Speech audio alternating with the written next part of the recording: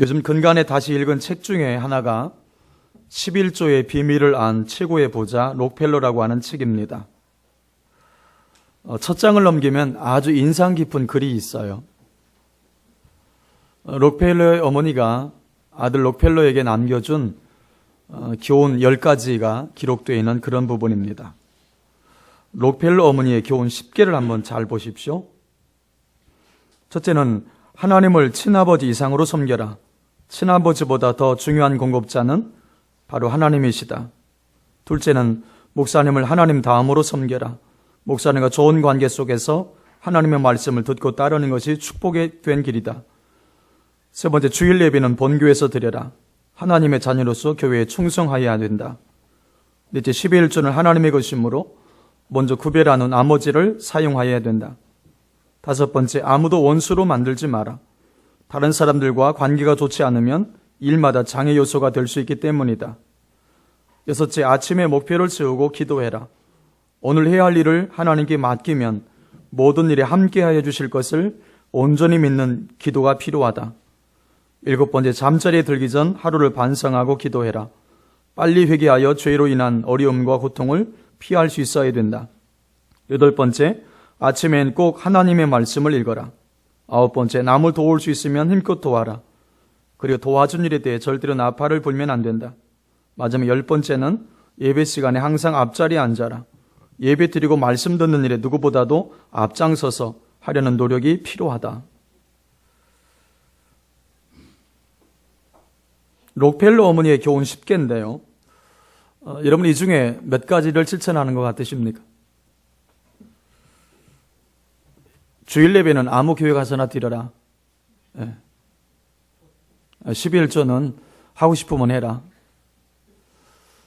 예배 드릴 때 맨 뒷자리에 적당히 앉아라.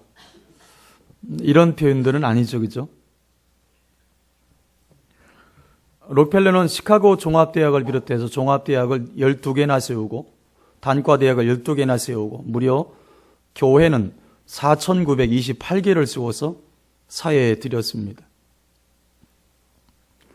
하나님께 아름답게 쓰임받는 사람들을 보면 그가 쓰임받는 중요한 삶의 원리가 있다는 것을 발견하게 돼요.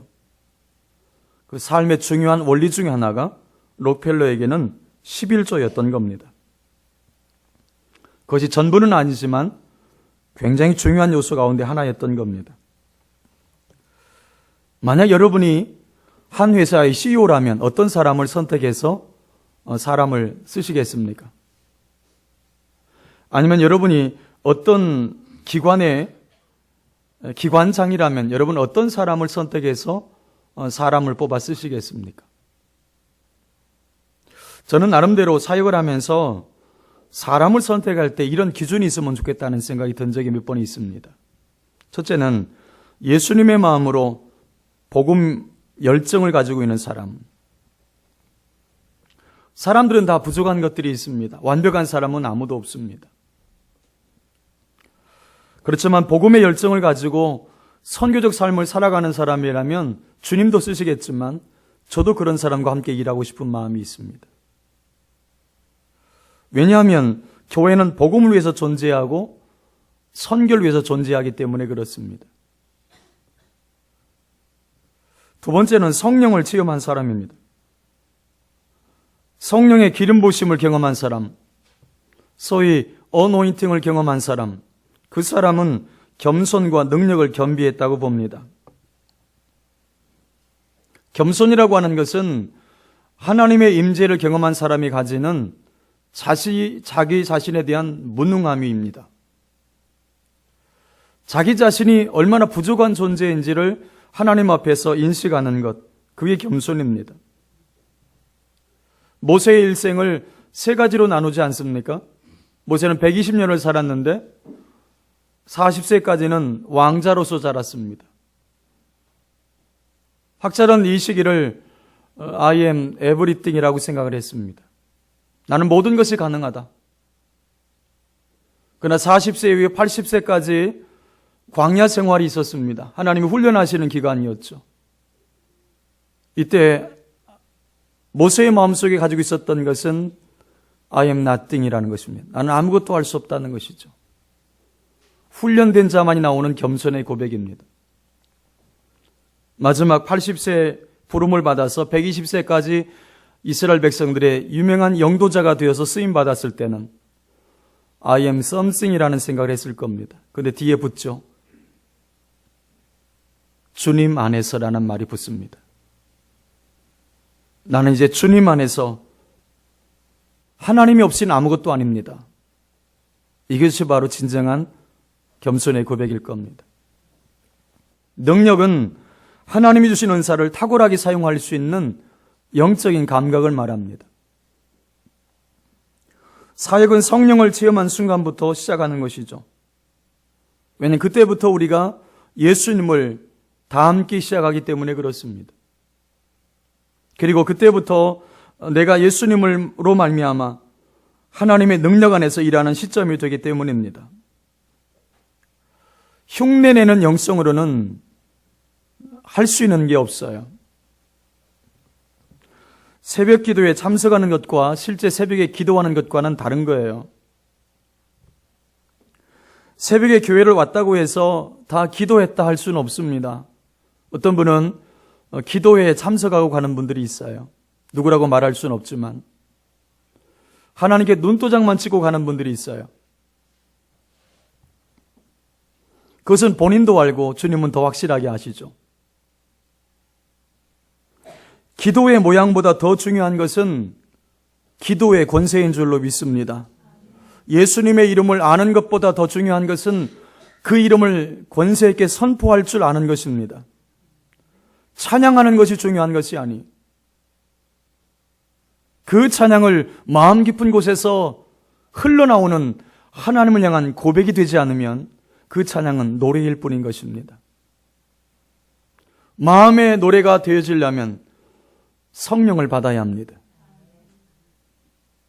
기도를 흉내내는 것이 아니라 실제 기도하는 사람이 되려면 그 사람은 성령을 체험해야 합니다. 그래서 성령을 체험한 사람들만이 하나님을 온전히 섬길 수가 있는 거예요. 마지막 세 번째는 믿음의 원리를 아는 사람입니다. 교회를 섬김에 있어서 세상의 원리, 경험의 원리가 아니라 믿음의 원리를 가지고 말하고 행동할 수 있는 사람, 참으로 귀한 사람이에요. 또 그 사람이 새벽에 무릎 꿇을 수 있다면 하나님께서 그 사람을 통해서 하나님의 역사를 이루어 가실 줄로 믿습니다. 교회의 문제를, 가정의 문제를 기도로 풀어갈 수 있는 사람, 기도로 문제를 풀어갈 수 있는 영적인 원리를 아는 사람, 하나님은 그 사람을 쓰시는 거예요. 또 그 사람들은 자녀들에게도 자녀 인생 가운데 어려움을 만나게 되면 그 자녀들에게 이렇게 말해줍니다. 아들아, 걱정하지 마. 함께 기도하자. 하나님이 도와주실 거야. 하나님이 가장 좋은 길로 인도해 주실 거야. 확신 있게 말할 수가 있습니다. 왜냐하면 자기 자신이 믿음의 원리를 알고 있기 때문에 그래요. 기도 시간이 많아질수록, 기도가 깊어질수록 하나님께 쓰임받는 영역도 넓어지는 것입니다. 깊어지는 거죠. 오늘 그 믿음에 대해서 말씀을 함께 나누려고 합니다. 우리의 힘의 근원은 사람일 수는 없어요. 남편이, 자녀들이 나의 존재의 근원일 수는 없습니다. 내 존재의 가치를, 나의 존재의 의미를 사람에게서 찾을 수는 사실은 없어요. 사람에게 모든 것을 걸면 반드시 실망하게 되어 있어요.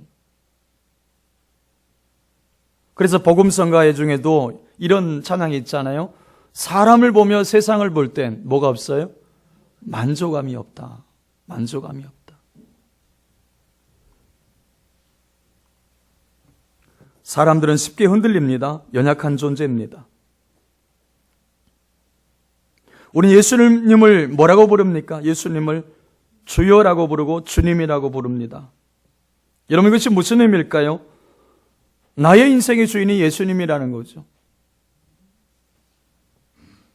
하나님을 주인 삼고 하나님께 내 인생을 맡기며 살아가는 사람의 삶 속에 참된 평안과 참된 기쁨이 있어요. 그러므로 나의 평가나 나의 존재의 의미는 하나님에 의해서 결정이 되는 겁니다. 그분은 나의 창조자이시고 나를 구원해 주신 분이시고 그분은 지금도 나와 함께 해주시는 분이십니다. 내가 그분을 믿습니다. 그 믿음으로 우리는 살아가는 겁니다. 하나님의 음성에 귀를 기울이셔야 돼요.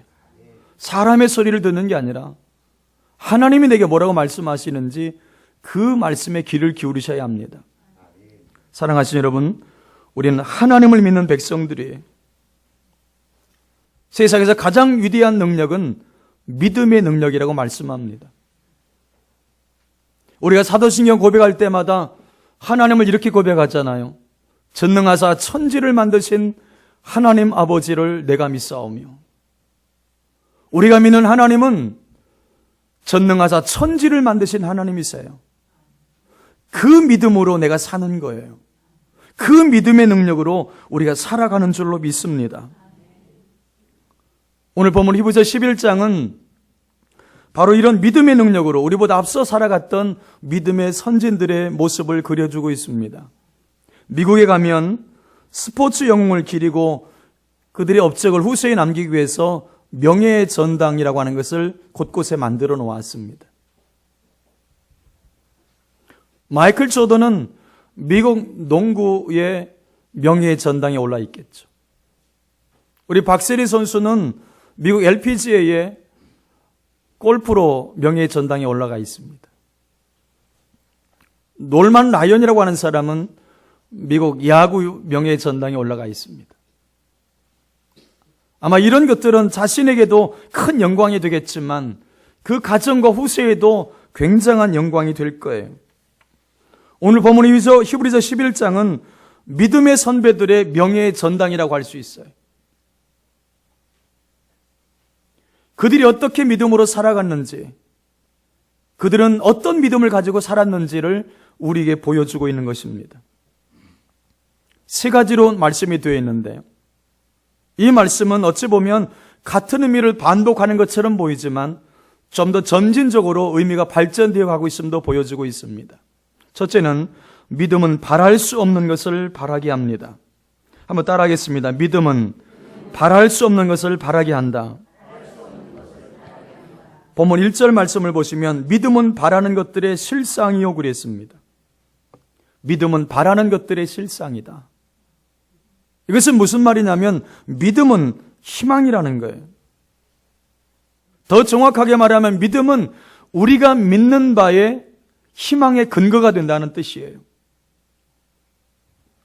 여기 실상이라고 하는 이 단어는 히브리어로 보면, 헬라어로 보면 히포스타시스라는 단어인데 아래서 받쳐준다는 뜻이에요. 아래서 받쳐준다. 믿음은 우리가 바라는 것들, 우리가 소망하는 것들을 받쳐주는 근거가 되고 기초가 된다는 거예요. 우리가 인생을 살다 보면 더 이상 아무것도 바랄 수 없는 그런 절망의 순간을 만날 때가 가끔씩 있어요. 그때조차도 믿음의 사람은 앞으로 전진할 수 있습니다. 어떻게 가능합니까? 믿음으로 바라보기 때문입니다. 아브라함은 갈대아 우르에서 희망 없이 살고 있었어요. 어느 날 하나님이 찾아오셔서 그를 불러주셨고 약속의 땅에 대한 비전을 주셨습니다. 그리고 모든 것을 내려놓고 약속의 땅을 향해서 발걸음을 옮깁니다. 모험을 시작합니다.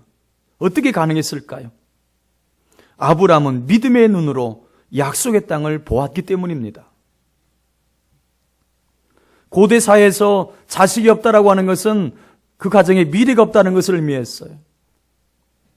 이미 아브라함은 자식을 낳을 수 있는 나이가 아니에요.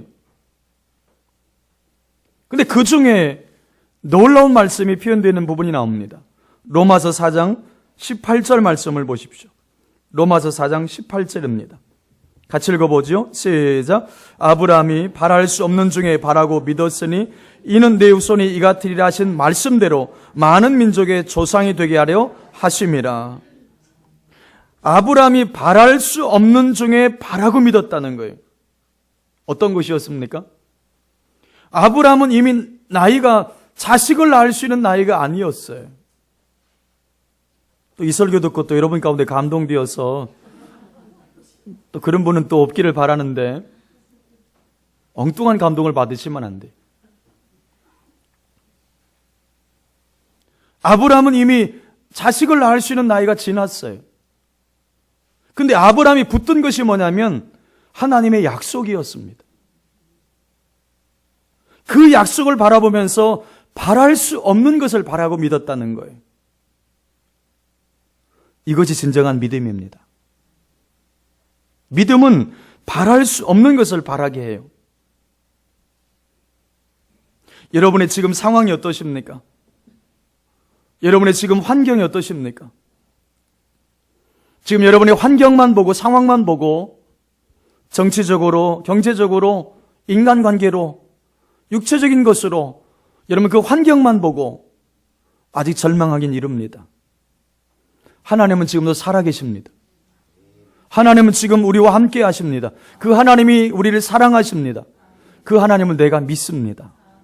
믿음은 바랄 수 없는 것을 바라게 한다는 거예요. 여러분, 우리의 모든 소망의 근거는 믿음에서 출발해야 합니다. 여러분, 우리가 어떻게 천국을 바라보며 살 수 있을까요? 이 땅에 살고 있는데. 믿음으로 바라보게 되는 거예요. 천국이 있음을 믿기 때문에 보이는 거예요. 보이기 때문에 믿는 것이 아니라 믿기 때문에 보이는 거예요.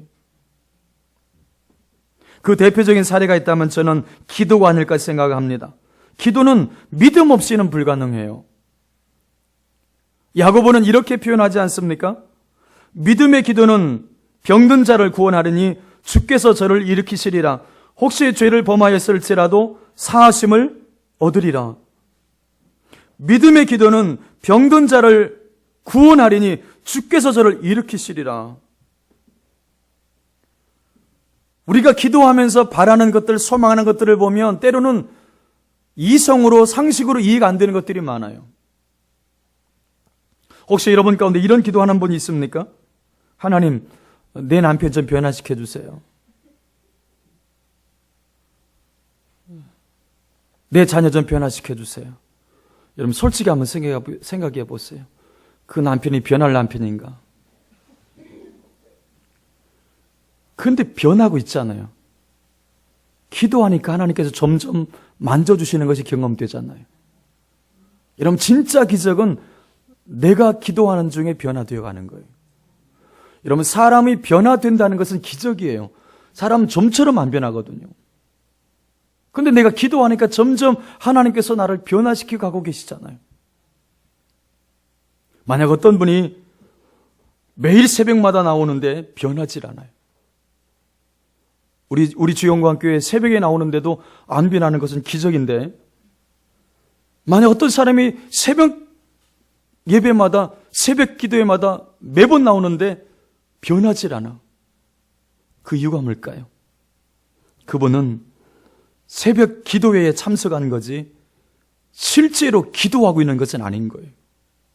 믿음으로 기도하고 있는 것은 아니에요. 정말 믿음으로 기도하면 변합니다. 정말 믿음으로 기도하면 자신도 변하고 상황도 변하고 내가 기도하는 대상이 바뀌어요. 심지어는 박토가 옥토로도 바뀝니다. 하나님께서 기도 가운데 그렇게 역사를 해주시는 거예요. 그러므로 믿음이 크면 기도의 제목도 커지는 것입니다. 상상할 수 없는 기도도 드리는 사람들 보세요. 믿음이 크면 소망도 커지는 거예요. 아직도 보이는 것, 잡히는 것, 내가 확실하다고 생각되어지는 것만으로 교회를 섬기고 있다면 그 사람은 믿음의 사람이 아니에요. 교회를 섬기는 중요한 두 가지 원리가 있다면 첫째는 모든 영광은 하나님께라는 원리가 있어야 돼요. 내가 영광을 받으면 안 돼요. 두 번째는 봉사의 원리는 믿음이어야 합니다. 믿음이어야 돼요. 여러분 그렇기 때문에 믿음의 원리가 없는 사람은 하나님께 크게 쓰임받을 수가 없어요. 가진 것이 많음에도 하나님이 쓰실 수가 없는 사람이 되는 거예요. 믿음의 원리가 없는 사람은 하나님이 큰 복을 붓지 않으세요. 크게 쓰실 사람이 안 되기 때문입니다. 하나님이 쓰시기에 불편한 사람이 되는 것이기 때문입니다. 하나님은 믿음의 원리를 따라서 믿음의 사람을 통해서 하나님의 교회를 세워가시는 줄로 믿습니다. 이처럼 믿음은 바랄 수 없는 것을 바라게 하는 능력이 있어요. 두 번째는 믿음은 볼 수 없는 것을 보게 합니다. 본문 1절 후반절 말씀을 보시면 믿음은 보이지 않은 것들의 증거니 그랬습니다. 믿음이 곧 비전이라는 말이, 비전이라고 하는 것은 볼 수 없는 것을 보게 하는 능력이에요. 비전의 사람은 다른 사람들이 보지 못하는 것을 볼 수 있는 능력이 있어요. 아브라함에게 가나안 땅은 눈으로 볼 수 없는 땅이었습니다. 하지만 그는 믿음의 눈으로 약속의 땅을 보고 있다는 거예요. 비전의 사람은 남이 보지 못하는 것을 보는 사람입니다. 그리고 그가 보는 바에 따라서 행동하는 것이죠. 왜냐하면 확신하기 때문입니다. 세계 최초 테마파크였던 디즈니 월드에 대한 이야기 잠깐 나누겠습니다. 디즈니 월드 플로리다에 있는데요. 디즈니 월드가 오픈하기 전에 얼마 전에 월트 디즈니가 죽습니다. 월트 디즈니는 디즈니 월드가 오픈하는 것을 보질 못했어요. 드디어 디즈니 월드가 오픈하는 날이 되었습니다. 미국의 수많은 명사들이 초청되어서 함께 그 시간, 그 파티를 했습니다. 그곳에서는 월트 디즈니의 부인도 함께 참석을 했겠죠. 한 유명한 연사가 이런 연설을 했습니다. 오늘 우리는 드디어 세계 최고의 테마파크인 월트 디즈니 월드를 눈으로 보게 되었습니다. 그러나 한 가지 유감스러운 일이 있습니다. 이 경이로운 테마파크를 구상하신 월트 디즈니 씨가 이 오픈되는 것을 볼 수 있었더라면 얼마나 좋았을까요? 이것을 보지 못하고 그분은 세상을 떠나셨습니다. 그러자 월트 디즈니의 부인이었던 분이 이런 답사를 했습니다. 조금 전에 디즈니 월드의 오픈을 축하해 주시고 제 남편에 대해서 찬사를 보내주신 분께 진심으로 감사드립니다. 그러나 제가 한 가지 수정해야 될 것이 있습니다. 제 남편이 디즈니 월드의 오픈을 보지 못한 것을 안타까워하셨는데 그렇지 않습니다. 그분은 디즈니 월드를 보았습니다. 그가 보았기 때문에 오늘 우리가 이 자리에 있는 것입니다. 이것이 바로 비전이에요. 미래를 앞서서 볼 수 있는 눈이 있는 것. 그게 바로 비전의 사람이에요. 하나님은 우리에게 꿈과 비전을 주십니다. 우리의 내일은, 우리 교회의 내일은 오늘 우리가 어떤 꿈과 비전을 가지고 있느냐에 달려 있어요. 성령께서 주시는 그 거룩한 위대한 비전을 품고 위대한 인생을 열어가시는 복 있는 성도가 될 수 있기를 축복합니다. 그 비전도 믿음으로 보는 거예요. 또 믿음만큼 보여요. 믿음은 볼 수 없는 것까지 보게 하는 것입니다. 본문에서 보지 못하는 것들의 증거라고 하는 말씀에서 이 증거는 내적인 확신을 말하는 거예요. 내적인 확신.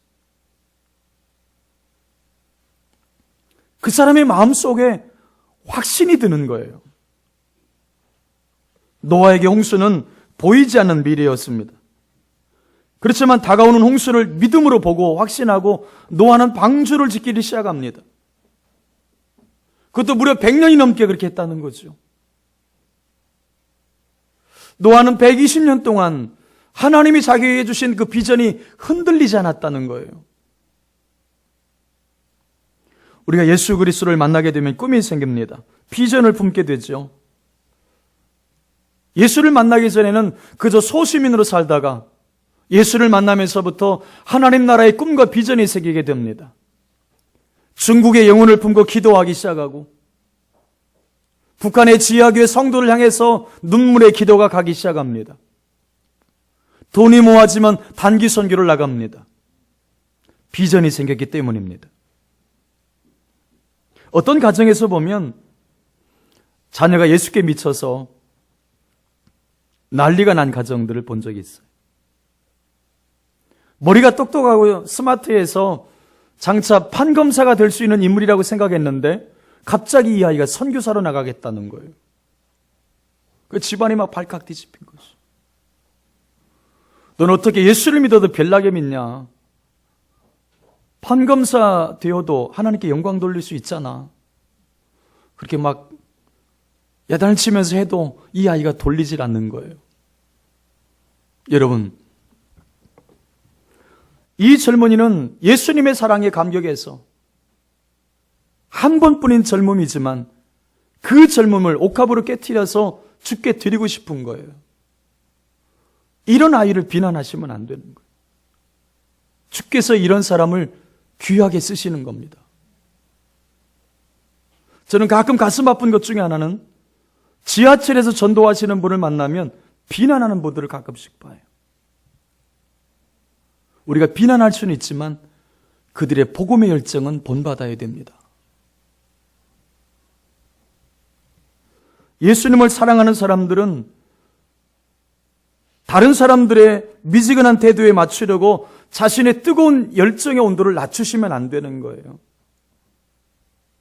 입으로는 주여 주여 하면서 자신의 삶을 드리기를 주저하고 있는 그들과 여러분의 헌신을 비교할 필요가 없어요. 우리는 마음과 헌신을 주께 드리면 되는 거예요. 그것으로 족한 거죠. 하나님께 자신의 인생을 드리는 그 사람에게 하나님은 놀라운 축복으로 채워주실 것을 믿습니다. 사랑하신 여러분, 여러분의 꿈과 비전은 무엇입니까? 지금까지 무엇을 위해서 달려왔고 여러분의 남은 생에는 무엇을 위해서 살기를 원하십니까? 주님이 주신 그 비전을 향해서 열정적인 삶을 살아갈 수 있기를 바랍니다. 적당히 믿으면 큰 일을 할 수 없어요. 예수께 미쳐야 되는 거예요. 우리 한국 땅도 예수께 미친 선교사 한두 명 때문에 축복의 땅이 된 거예요. 믿음은 볼 수 없는 것을 보게 하는 능력이 있습니다. 사랑하신 여러분, 헌신을 여러분 어떻게 정리하고 계십니까? 헌신 그러면 고통스럽고 가기 싫은 길을 가고 하고 싶지 않은 것을 하는 것으로 이해하는 분들이 가끔씩 있어요. 여러분, 헌신이라고 하는 것은 그런 것이 아닙니다. 헌신이란 하나님의 목적대로 살아가는 거예요. 하나님의 목적대로 살아가는 것. 하나님께서 나의 인생에 대해서 목적을 갖고 계시는데 그 목적에 맞추어서 내 삶을 만들어가는 것, 그것이 진정한 헌신입니다. 그 목적이 바로 여러분 각자에게 주신 영적인 은사고 열정이고 비전이에요. 그 비전은 믿음의 사람에게는 정확한 그림으로 보입니다. 믿음의 사람의 눈에는 정확한 청사진으로 보여요. 믿음은 볼 수 없는 것을 보게 합니다. 우리가 아직도 세상 사람들이 보는 정도로만 보인다면 하나님께서 쓰실 수가 없는 것입니다. 우리에게는 세상 사람들이 볼 수 없는 것까지 볼 수 있는 영적인 안목이 있어야 돼요. 성령께서 우리의 영적인 눈을 열어주셔야 돼요. 여러분, 이것이 왜 중요합니까? 영적인 눈이 왜 열려야 합니까? 하나님이 보는 것을 함께 볼 수 있어야 되기 때문입니다. 열왕기하 6장에 보면 게하시와 엘리사의 사건이 등장하잖아요. 아람 나라가 엘리사를 죽이려고 엘리사가 있었던 도단성을 그들의 군대로 쫙 이렇게 에워쌌습니다. 아침에 일찍 일어나 보니까 게하시가 나가 보니까 이 도단성이 아람 군대로 완전히 다 쌓여 있는 거예요. 그때 두려워하고 있는 게하시에게 엘리사가 놀라운 이야기 해줍니다. 열왕기하 6장 16절을 같이 읽어보죠. 열왕기하 6장 16절입니다. 시작. 두려워 말라. 우리와 함께한 자가 저와 함께한 자보다 많으니라. 한번 따라해 보세요. 우리와 함께한 자가 저와 함께한 자보다 많으니라. 이게 믿음인 거죠.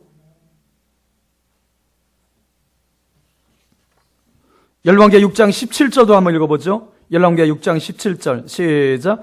기도하여 가로되 여호와여 원컨대 저의 눈을 열어서 보게 하옵소서 하니 여호와께서 그 사환의 눈을 여심해 저가 보니 불말과 불병거가 산에 가득하여 엘리사를 둘렀더라. 이런 무슨 말씀이에요?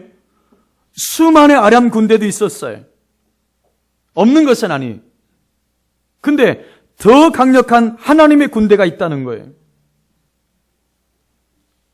근데 문제는 우리가 아람 군대만 보인다는 거죠. 문제만 커 보인다는 거예요. 그래서 두려워하고 염려하고 있는 거예요. 믿음은 현실을 외면하지 않아요. 믿음은 현실을 도피하는 것도 아니에요. 믿음은 현실을 직시하면서 하나님의 군대도 볼 수 있는 눈을 가진 거예요. 우리와 함께 하시는 하나님을 볼 수 있는 눈이 있어야 돼요.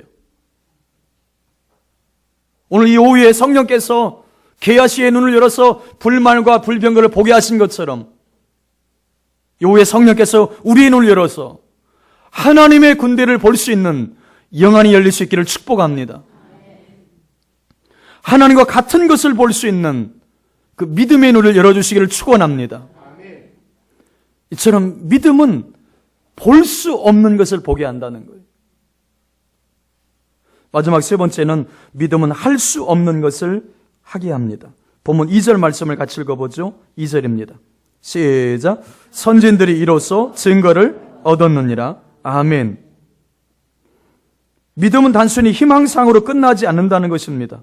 우리의 믿음이 진지하다면 반드시 믿음에는 구체적인 뭐가 따른다? 결과가 따른다는 거예요. 우리 믿음만 진지하다면 반드시 믿음에는 결과가 따라요. 오늘 본문의 2절의 증거라고 하는 말은 법적인 효력이 있는 증거를 말해요. 심증이 아니라 물증이라는 거죠. 그래서 이 증거라는 단어를 어떤 영어 버전에서는 굿 레포트라고 썼어요. 굿 레포트다. 좋은 결과라는 거죠. 믿음은 좋은 결과를 산출해낸다는 뜻이에요. 그것도 불가능한 상황 속에서 성취된 결과들입니다. 모세가 그리했어요. 여호수아도 그리했어요. 여러분, 그들의 역사를 보면 상상할 수 없는, 할 수 없는 일을 해냅니다. 믿음의 능력이 그런 거예요. 다윗과 골리앗의 싸움도 별반 다르지 않아요. 이스라엘이 가나안 땅에 들어갔을 때 이스라엘은 돌 도끼와 연장으로 싸운다면 가나안 사람들은 창과 칼로 싸웠어요. 싸움이 안 돼요. 그런데 어떻게 이스라엘이 승리했을까요? 믿음 때문입니다. 하나님을 믿은 거예요. 하나님의 약속을 붙잡고 올라간 거예요. 그랬을 때 하나님께서는 이스라엘에게 승리를 주신 줄로 믿습니다. 여러분, 무기를 바꾸실 생각 없으십니까? 무기를 바꾸실 생각이 없으십니까? 다윗과 골리앗의 싸움이 무엇입니까? 칼과 단창으로 나가는 사람과 여호와의 이름으로 나가는 사람과의 싸움이었어요. 이걸 다른 식으로 말하면 세상 무기 들고 있는 사람과 영적 무기 들고 있는 사람과의 싸움이었다는 뜻이에요. 무기가 달랐어요. 사람들은 칼과 단창만 준비하면 이길 줄 알아요. 좋은 스펙만 준비하면 승리할 줄 알아요. 여호와의 이름은 왠지 무기 같지 않아 보이는 거예요. 말씀은 무기 같지 않아 보이는 거예요. 기도는 왠지 무기처럼 보이지 않는다는 거죠. 그래서 다른 무언가를 더 준비해야 될 것 같은 기분이 들기도 해요. 기도하기보다는 좀 힘 있는 사람 찾아가서 한번 부탁하는 것이 훨씬 나을 것 같기도 합니다. 사랑하는 여러분, 무기를 바꿔보십시오. 무기를 바꿔보세요. 하나님으로 여러분의 무기를 삼으십시오. 믿음이 무기입니다. 기도가 무기입니다. 말씀이 무기예요. 이것을 이길 자가 없어요. 여러분이 믿는 말을 확신하십시오. 세상에서 가장 무서운 사람은 세상에 좋은 스펙을 가진 사람이 아니라 믿음의 사람이에요. 왜냐하면 하나님이 그와 함께 하시기 때문입니다. 여러분 한번 따라해 보십시오. 할 수 있거든이 무슨 말이냐? 믿는 자에게는 능히 하지 못할 일이 없느니라. 아멘. 할 수 있거든이 무슨 말이냐? 믿는 자에게는 능히 하지 못할 일이 없느니라. 믿음은 할 수 없는 것을 하게 합니다. 하나님이 하시기 때문입니다. 이제 말씀을 맺어봅니다. 어떤 사람이 길을 걷다가 하늘나라의 편의점에 들르게 되었습니다. 그분이 작은 바구니에 인내와 사랑과 이해와 믿음, 그리고 박스로 포장되어 있는 성령까지 꾹꾹 눌러 담았습니다. 그리고 진열대 구석에 있던 굳셈과 용기를 비롯해서 축복과 기도까지 넣었습니다.